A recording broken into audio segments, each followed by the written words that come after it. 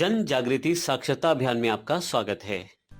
पिछले काफ़ी सारे सेशंस में हमने सीख लिया है कि टेबल किस प्रकार बना सकते हैं, हम किस प्रकार उसमें डेटा इंसर्ट कर सकते हैं। इस सेशन में हम बात करने वाले हैं किस प्रकार से जो डेटा इंसर्ट किया है लास्ट सेशन में उसे देख पाएंगे। अब डेटा को चाहे तो आप अपने MySQL क्वेरी बॉक्स से ही देख सकते हैं, चाहे तो विजुअली देख सकते हैं क्योंकि PHP MyAdmin में इसके लिए काफ़ी सारे टूल्स हैं। और अगर आप चाहें तो किसी इंटरफेस के साथ, जैसे किसी लैंग्वेज के साथ प्रयोग करते हुए PHP, जावा इत्यादि के साथ कोई इंटरफेस प्रोवाइड करके किसी वेबसाइट पे भी डेटा देख सकते हैं। ये बिल्कुल वैसा ही है जैसे अगर आपको रिजल्ट देखना है तो आप अपना रोल नंबर डालें और रिजल्ट बाहर आ जाएगा वहाँ से। तो ये सब जो मैनेज होता है जब आप डेटा देखना चाहते हैं किसी टेबल में पहले से स्टोर डेटा, उसके लिए आपको अलग से कमांड का प्रयोग करना पड़ता है। तो उसके लिए हमारे पास कमांड अवेलेबल है सेलेक्ट कमांड का प्रयोग करके मैं किसी टेबल का डेटा देख सकता हूँ।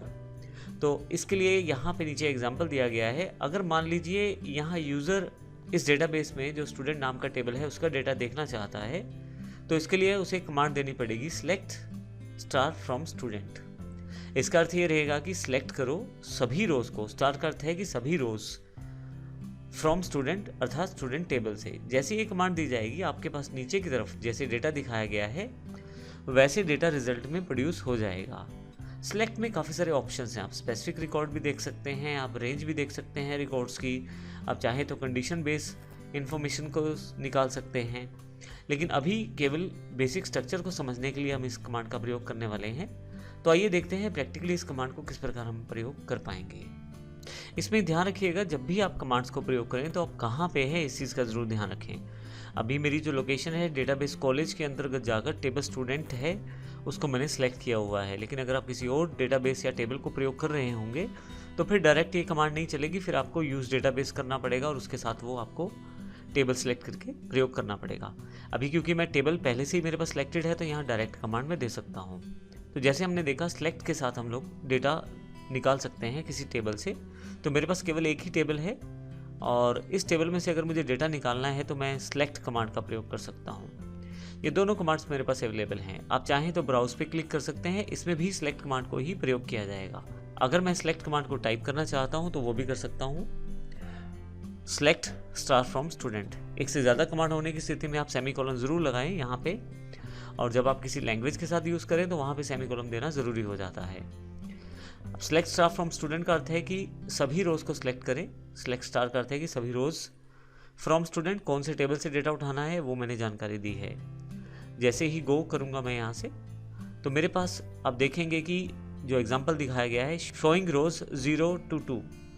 अब ये उसका इंटरनल सेगमेंट है, किस प्रकार से वह सेटअप करता है अपने डेटा को। लेकिन 3 टोटल रिकॉर्ड आपको दिखा दिए गए हैं और तीनों रिकॉर्ड का डेटा जो है नीचे दिखाया गया है, student ID, student name, student address, तीनों का इन्फॉर्मेशन यहाँ दिखाया गया है। अगर मैं फिर से SQL पे चला जाऊँ और यहाँ टाइप ना करना चाहूँ तो मैं सेलेक्ट स्टार भी क्लिक कर सकता हूँ। अभी वेयर क्लॉज हमने नहीं किया है, इसको मैं यहाँ से डिलीट कर देता हूँ, लेकिन बाकी का पूरा कमांड मेरे पास पहले से तैयार हो जाता है। गो करते ही मेरे पास यहाँ भी आउटपुट अवेलेबल हो जाएगा।